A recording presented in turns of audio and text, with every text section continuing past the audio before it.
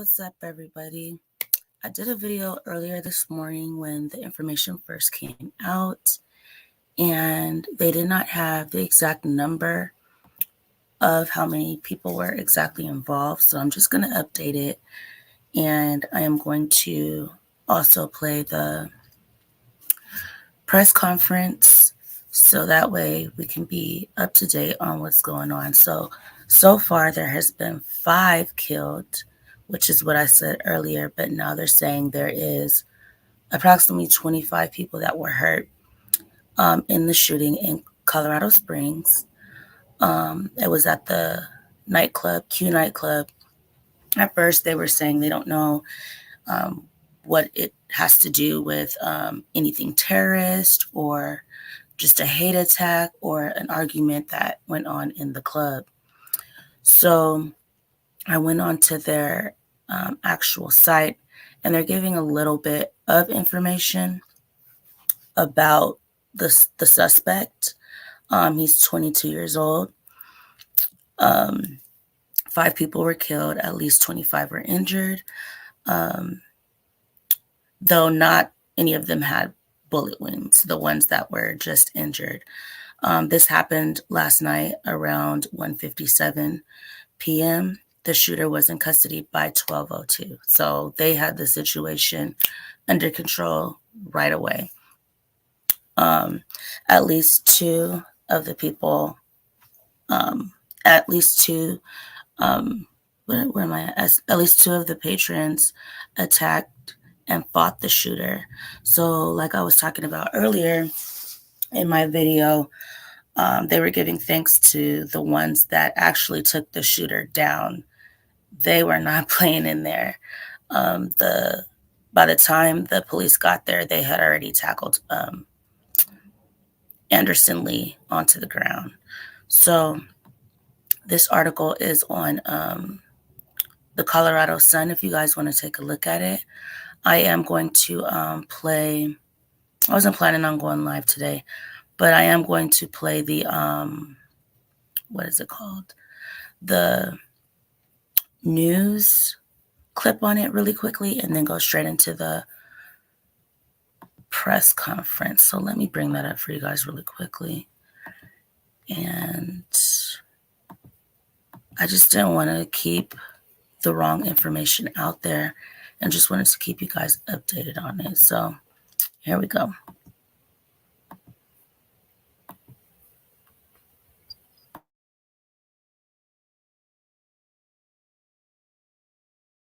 In Colorado Springs. At least 5 people are now dead. 18 people are now hurt after a shooting at an LGBTQ nightclub.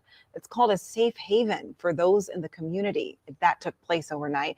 And now that sense of safety is gone. I'm Jessica Crawford. And I'm Katie LaSalle. Thank you for being with us. This story has been developing all morning. We do know police have the shooter in custody and that there is no active threat to the public right now. We do have team coverage for you now. Our Colette Bordelon is at the Colorado Springs Police Operations Center, and our Brandon Richard is outside Club Q right now. We're going to get started with Colette, who was at the press conference that wrapped up just about 30 minutes ago. What can you tell us about the suspect? A lot of details were released about the suspect, but before we even get to that 22-year-old man, I really want to focus on what Club Q means to this community. I've done several stories with them in years past during the pandemic. They were also a shining light to bring more LGBTQ focused groups here, to open up locations here in this city. So this happening there is absolutely tragic. You could feel that heaviness in the room as we were addressed by the police chief, the 4th Judicial District Attorney Michael Allen. We also heard from the fire department as well as a couple of other people with the police department. But the suspect's name is Anderson Lee Aldrich. He's 22.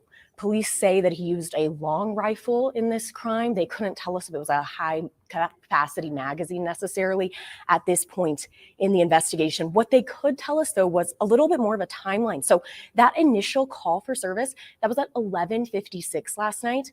The first officer dispatched a minute later. They arrived on the scene at 12. The suspect was detained by 12:02. So all of that happened in a time span of just over 5 minutes. Of course, this is still something that has shaken this community to its core. We did not get any identities of the victims in this case. We know 5 have been pronounced dead. The victims' families will, of course, first be identified before they are releasing any of those names at this point. And whether or not this was all part of a hate crime, that's under investigation. This club is not a problem. It is a safe haven for members of our community. So we are all shocked and saddened that this occurred here this last night. Now, police could not give us a date of birth of the suspect at this time, but if you look up his name, you'll find past news stories from last summer regarding a bomb threat in Lorson Ranch. So that's in southern El Paso County, tied to a person with the same name. Whether or not that's the same person, police wouldn't say at this point in the investigation. Like I said, his full name, Anderson Lee Aldrich. We also know that apparently when he entered Club Q, 2 people confronted him. Police really did speak about how those 2 people likely saved more lives with their actions. They did also say they know that those 2 people, they believe, were not injured. So hopefully those 2 did survive. Colette, thank you for that perspective on also what the club meant to people in that area. And that comes from your many years of working in Colorado Springs. Thank you for being here. Let's get out to Brandon Richard, who's at the scene of the shooting. He's been there all morning. Brandon, you spoke with someone who says that they were at Club Q last night. Yeah, that's right, Jessica. We just got through speaking with Joshua Thurman. He says that he is a go-go dancer, but he was at this club last night, just enjoying the night with some friends when this shooting happened. I'll step out of the way because you can see he's actually still here on the scene there. He is the gentleman in the brown hoodie there. He said that he came here to see if he could get his car. Of course, everyone who was at the club last night when this happened, their cars are still here in the parking lot, the Club Q parking lot. Now, Club Q, as we said, this is an LGBT nightclub. It's located in the center of this shopping center here. It's a little difficult for us to see the front of Club Q itself because we do have another building with some more businesses in front of it. But just from our vantage point, we can see several police officers and several police cars on the scene. We did learn a lot more information from that earlier press conference with police, that 8 o'clock press conference. We learned that the first call to 911 came in just before midnight. Again, police arrived and found just scores of victims. Many of them had to be transported in the back of police cars. Other reported in ambulances. There were multiple ambulances out here. And police not speaking to a motive right now, but as you can imagine, the folks who are familiar with this club, those who go to this club, they see it as sort of a refuge for the LGBTQ community, including Joshua, who we spoke to just a few minutes ago. I believe we do have a little portion of his sound that we can share with you. This is our home, this is our space. We come here to just enjoy ourselves, and this happens. It was so scary. I heard shots, broken glass, bodies. Just a horrific experience. Joshua had to pause several times just to collect himself. You can just imagine how horrific it must have been to go through something like that. You're at a club, you're enjoying the night with your friends, you hear gunshots. He says that he didn't know those were gunshots at first. He assumed it was just the music, and then it became clear moments later that this was in fact a shooting. That's when he and his friends took cover, of course, and police arrived just a few minutes later. Governor of Colorado called this a horrific, sickening, and devastating incident. But again, investigators, including the FBI, remain here on the scene. They're going to be out here pretty much all day long, gathering evidence and trying to figure out what happened and how this could have happened. For now, we're live in Colorado Springs. Brandon Richard, Denver 7. Brandon, thank you for your reporting. Just absolutely heart-wrenching, and condolences have been pouring in all morning from our governor, local leaders, and officials regarding this tragedy. Also, Club Q, where the shooting happened, released this statement overnight. They said, quote, "Club Q is devastated by the senseless attack on our community. Our prayers and thoughts are with all the victims and their families and friends. We thank the quick reactions of heroic customers that subdued the gunman and ended this hate attack." Now, it is still too early in the investigation process to officially determine if this is officially a hate crime or attack, but we do know the FBI has been on scene since the early morning hours trying to figure out a motive from the suspect. This situation in Colorado Springs will continue to develop all morning. We'll keep you updated on air. So yeah, guys, we're gonna watch the press conference.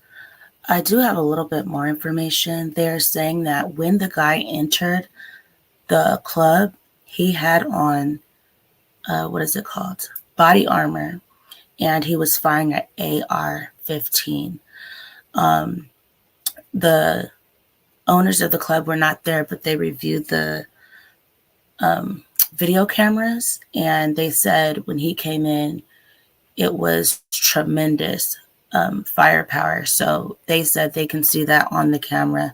And so, like I said earlier, and like they said on here, they're very happy that those two people in the club immediately tackled the shooter. And they're saying that possibly could have saved a lot of lives. So we're going to go on to the press conference. I'm pulling that up right now. So as you heard, the suspect's name is Anderson Lee Aldridge, and he is said to be possibly also linked to another terrorist type event, which was a bomb threat on the outside in the residential areas of Colorado Springs. So they're not giving us too much clear information on that right now, but it is a possibility. So here is the press conference that took place earlier this morning, I believe at around 8 a.m. their time. Like I said, this happened last night around 11:57, and all of it came to an end at 12:02. So here we go.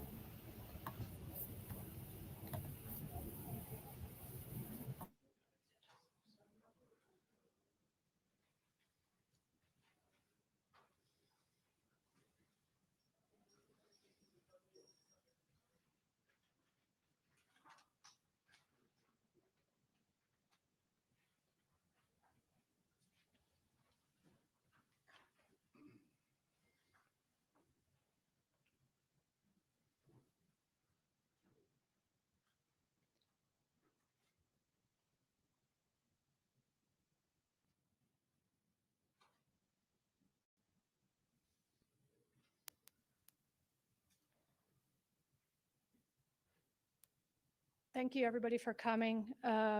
We already kind of have a plan for this. So Colorado Springs Police Department Chief Adrian Vasquez will talk first, followed by Colorado Springs Mayor John Suthers, District Attorney Michael Allen, and Colorado Springs Fire Department Chief Royal will also have some words. I'll then come back up. We'll take a couple of questions in regards to the information that we share with you today. Please understand that this is very early in a complex and ongoing investigation. So there are some things that we simply cannot talk about for various reasons. There were some questions that I was asked earlier this morning when we did our initial briefing on scene. I wanted to provide some of that information to you guys now. The initial call for service, which is what we define as when a citizen calls in to the communication center at the Colorado Springs Police Department, was received at 11:56 and 57 seconds p.m. last night. The initial officer was dispatched at 11:57 p.m. The first officer arrived in the area at 12 a.m. and the suspect was detained and subsequently taken into custody at 12:02 a.m. Please understand that all of the numbers that we are providing are preliminary. They are changing. We have had additional people drive themselves to the hospital. So everything that we're giving you is the information we have at this moment to the best of our knowledge, but it is subject to change. If you were not at the initial briefing, the numbers will be shared with you again today. With that, I will have Colorado Springs Police Department Chief Adrian Vasquez.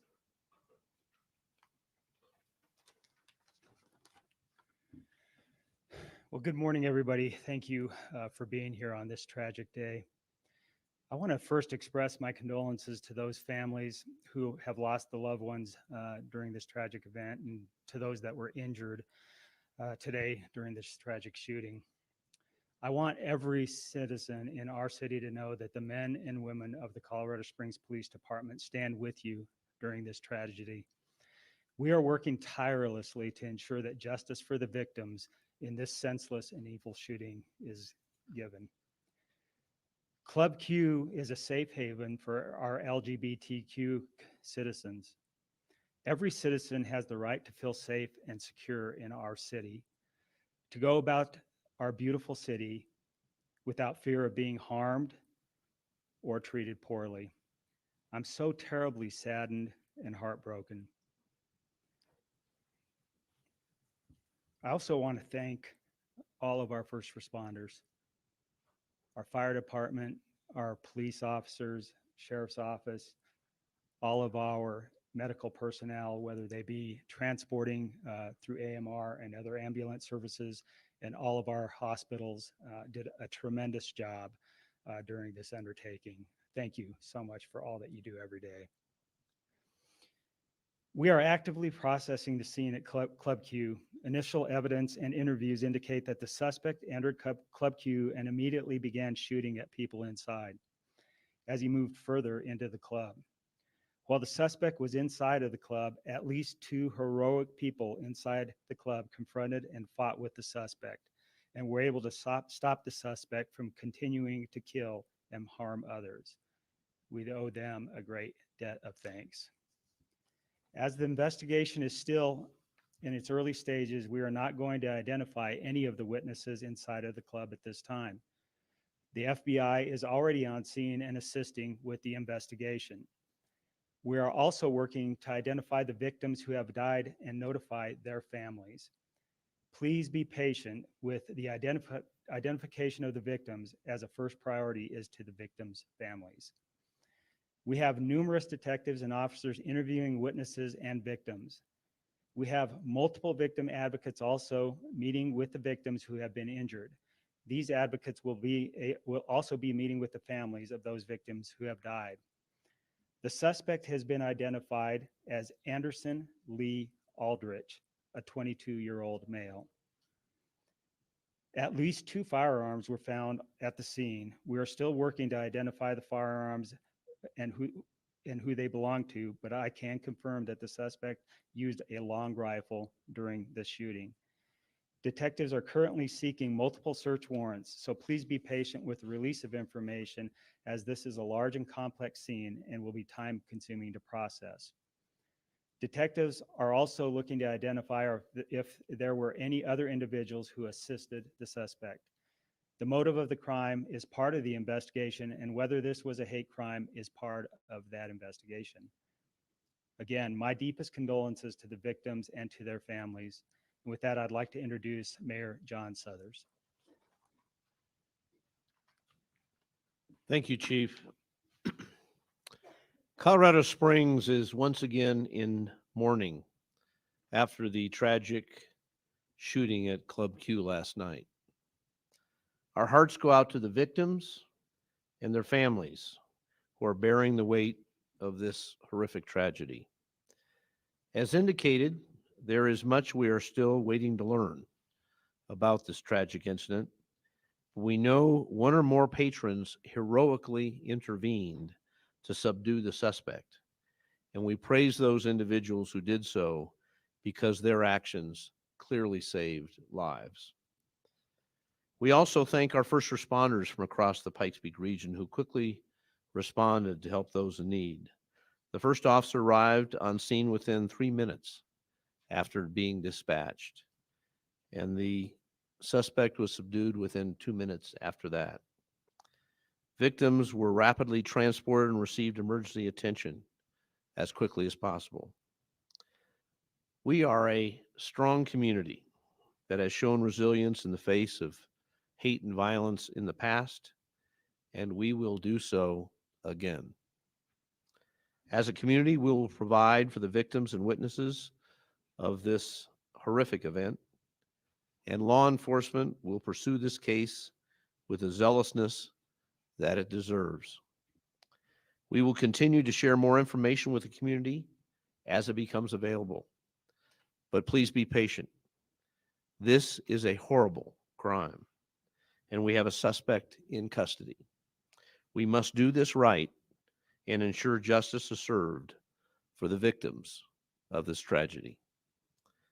The governor of Colorado, Jared Polis, has been in communication with me. We talked early this morning. Because he is in COVID quarantine, he is not able to be here personally at this press conference, but he sends his heartfelt condolences to the victims of this tragedy. I've also been in communication with Senator Michael Bennet, Senator John Hickenlooper. I'm also pleased that Councilwoman Nancy Hingham has joined us this morning. This is a community tragedy, and our community will respond appropriately. It's my pleasure now to introduce Michael Allen, the District Attorney of the 4th Judicial District. Michael. Thank you, Mayor.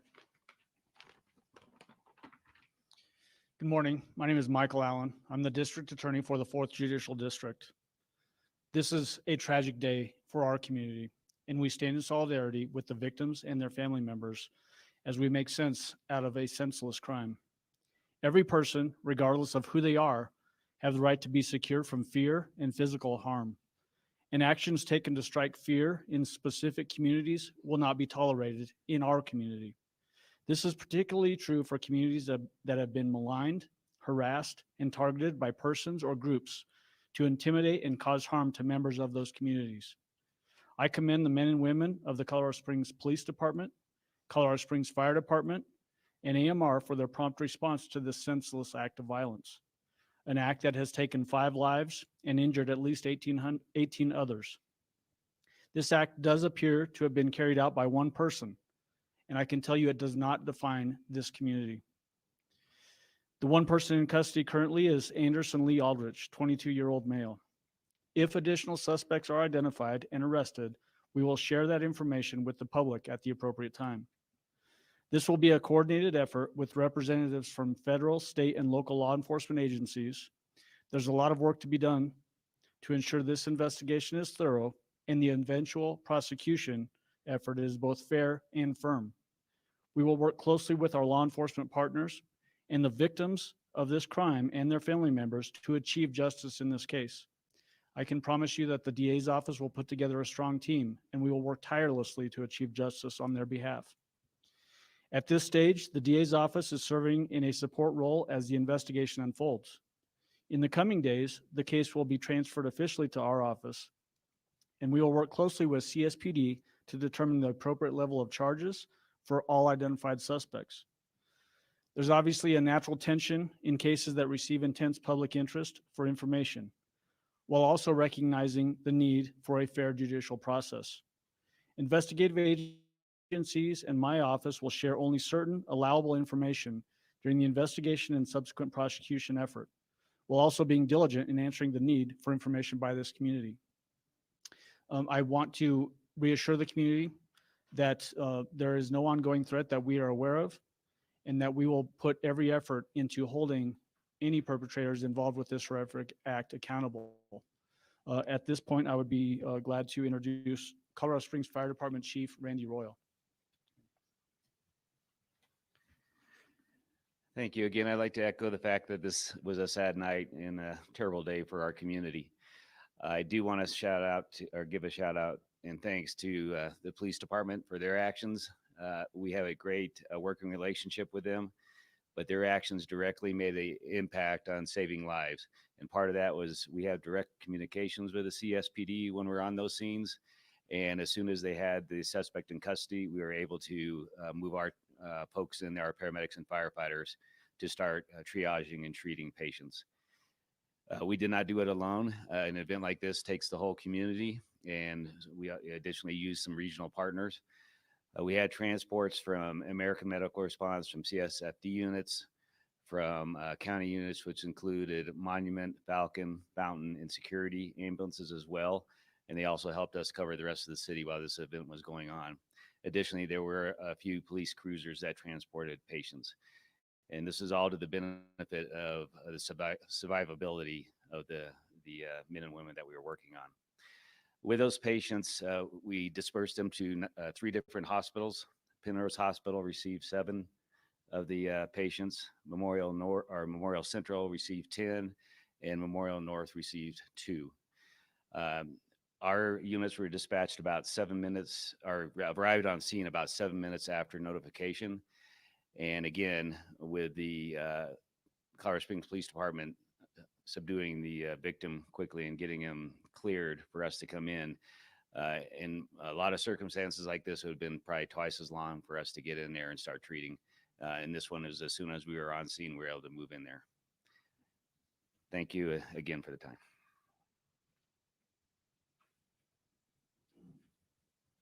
We'll have an additional person who's been able to join us.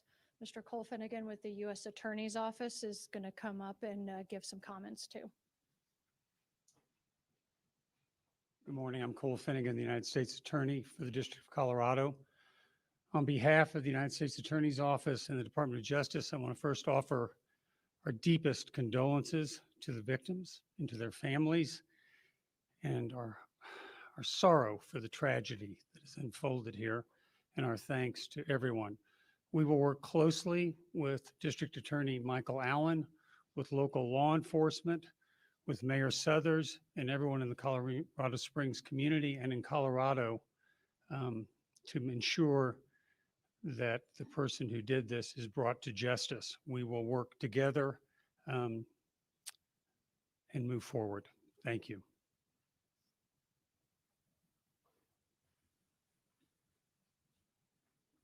So at this time, we'll take questions. I would also like to acknowledge that FBI ASAC, Leonard Carollo, is here, as well as representatives from Penrose Hospital, if there are questions that would be specifically and best answered by them. Again, please remember that this is very early in the investigation. Sir?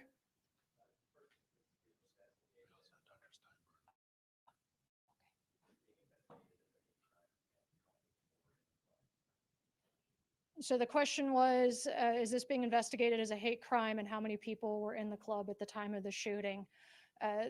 Both of those are part of the investigation. Being so early, we're not at a point where we can label this investigation as that. That's part of the investigation. How many people is part of the investigation as well? There were numerous officers who initially responded. We had 39 patrol officers who responded from all 4 of our patrol divisions to this. They have interviewed numerous people along with the detectives, but having an actual number of how many people were in there will take a bit.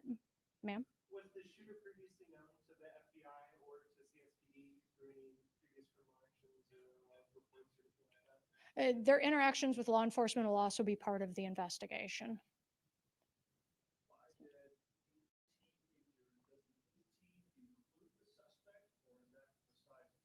It does not. We separate the suspect from the victims who are injured.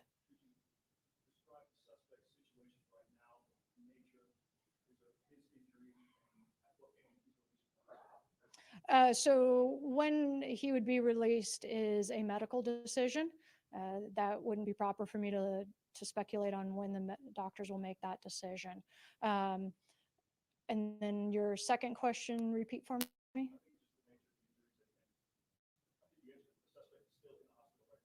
Correct. They are at a local hospital. And the extent of injuries, I do not have.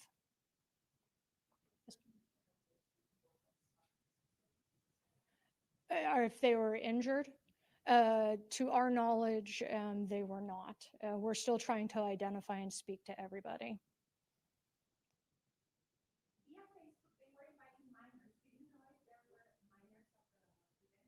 That's the first I've heard if there were minors at the event. I do not know about that.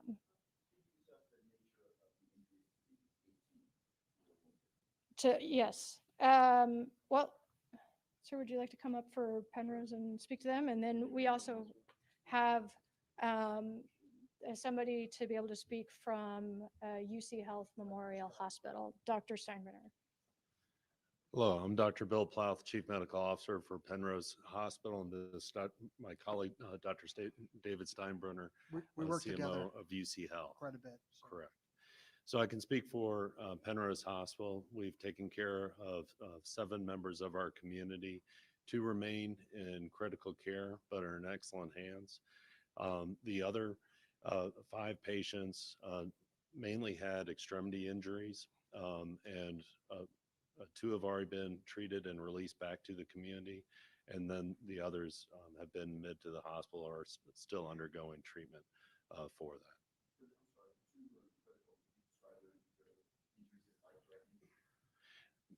Critical implies life-threatening, but I'm not in a position to share more about their specific injuries. Very similarly, we take care of the patients that go into the ICU. They have injuries from multiple gunshot wounds and the like. What the nature of those injuries are, though, we're all precluded from talking about because of HIPAA and the requirements to keep confidentiality about that, but we do want to give you some information that we have. Both trauma teams at both hospitals were spun up and responded. The ERs responded, and we're able to take care of this very rapidly and get the patients taken care of as well as we could at the time. So we ended up having 10 total. We are currently taking care of 10 patients in the hospital right now, as I understand it. No, we do have patients in critical condition as well, but like anything else, it's a moving target and there's a lot of personal information about people. So we try to keep that to a minimum, but we have people that we're taking care of, and we have all of our physicians actively taking care of everybody as appropriate depending upon their injuries.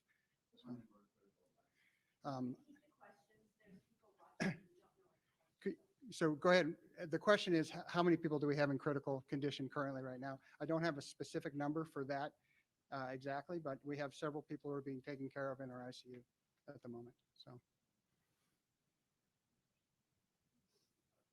Chief Vasquez, Yep. Could you help us understand what role CSPD plays and what role the FBI plays? Obviously, they're both involved. The FBI is not going to take over everything. Could you explain who does what in a case like this? So I'll talk about the investigation, and then DA Allen can kind of come up and talk about prosecution if that works.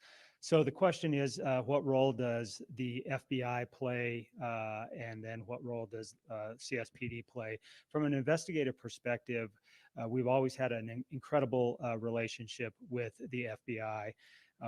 We have a lot of resources that bring to bear for the investigation. So our detectives from our violent crimes unit, our homicide unit, will take on the lead role from the investigative process. However, the FBI also has a tremendous amount of resources in investigation as well as crime scene processing, as an example. So we will come together, work together, and process the scene and just utilize both resources. However, CSPD is the lead from an investigative perspective. And then DA Allen can speak on prosecution. So it's always fantastic that we have a really good relationship with our federal partners, both Cole Finnegan's office and the FBI. It is fairly routine that if there are any FBI agents involved in the investigative process, they will serve as witnesses in the state prosecution. And I can tell you that we have a strong interest in prosecuting this case in the community. It's important that this community see that this perpetrator is held accountable appropriately for his actions. It's also worth noting, though, that everybody that's charged with crimes, as will happen in this case, is presumed to be innocent until proven guilty beyond a reasonable doubt. It's always important to include that caveat. There was a previous question about hate crimes investigation aspect. This will be investigated and is being investigated in that lens. But I can tell you that the current bias-motivated crime statute in the state of Colorado provide some elevation, but will not elevate beyond what will likely be charges in this case, which will likely include first-degree murder, extreme indifference murder, those types of charges, which are all class 1 felony murder charges. So the bias motivated crime statute doesn't really come into play in this case because it doesn't elevate it beyond what we have as the very top level charges. As to your question though about the federal involvement, I hope that answered your question. Chief Vasquez. So there was an Anderson Lee Aldrich involved in a bomb threat in the Forest Ranch neighborhood in 2021. You know if this is the same individual, and could you spell the individual's full name? So our investigators, our detectives are looking into the history of Mr. Aldrich at this point in time. However, I don't have that information with me. His full name is, let me find it in my notes here.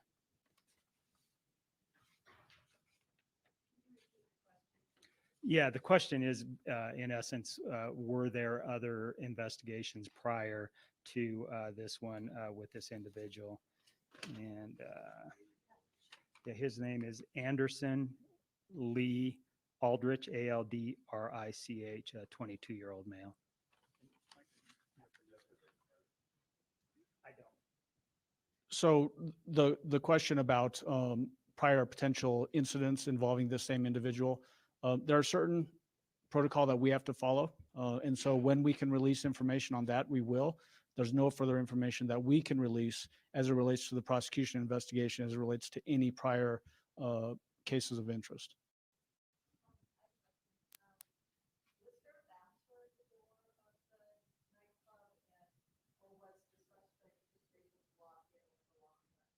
The question was whether was there a bouncer at the door or some type of security at the door.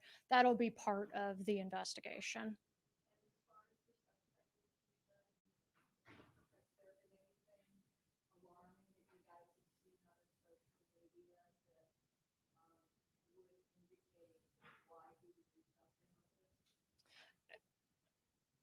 That was worded very similar to the motive for it, just was it posted on social media? And again, that'll be part of the investigation. Sir. Just confirming all 18 injuries, they were shot. No one got trampled or anything of that nature? We do have some injuries that were as a result of people fleeing. I don't know for sure that all 18 were shot.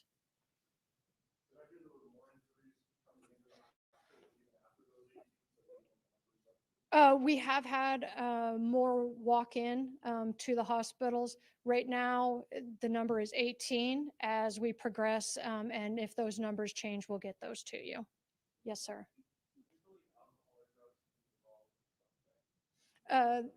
Sorry, the question was, are there alcohol or drugs involved with the suspect? That would be part of the investigation, ma'am. Not at this time. As everybody has said, our very first priority is notifying the victims' families and the next of kin. Once that's done, the process in our state is that the El Paso County Coroner's Office will determine cause and manner of death, but we will get that information out as quickly and as reasonably as we can with respect to the family. You're fine. The question was how many shots were fired. That'll be part of the investigation. That would not be something that we would be at liberty to say at this point in time, but it is part of the investigation, is any statements that the suspect or any witnesses say. Yes, sir.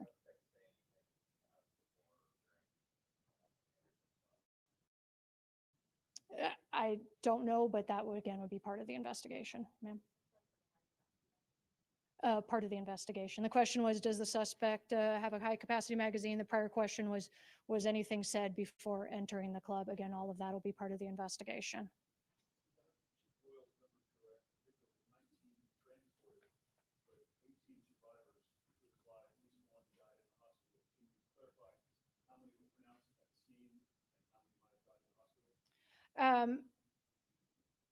We have one that has died at a local hospital.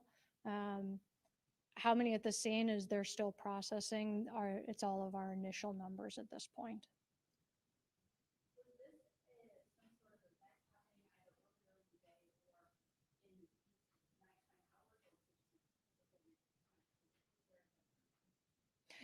Your question is, was there a specific event at the club? I don't have that information. This club is not a problem. It is a safe haven for members of our community. So we are all shocked and saddened that this occurred here this last night.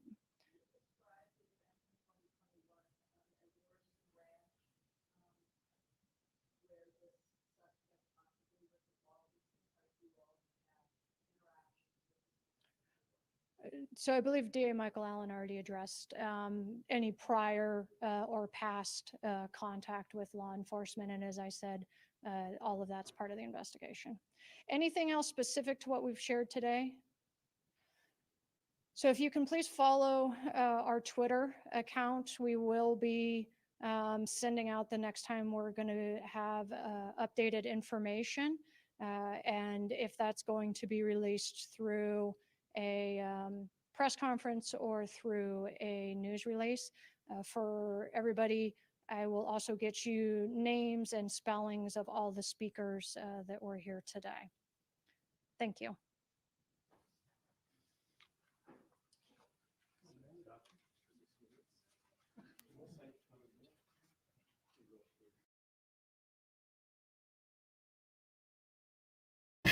Okay, so that was the press conference. I just wanted to clear up everything and make it make an update to the video I had already posted, because I found this information out last night, early this morning, last night, whatever, and just wanted to get out the most recent information.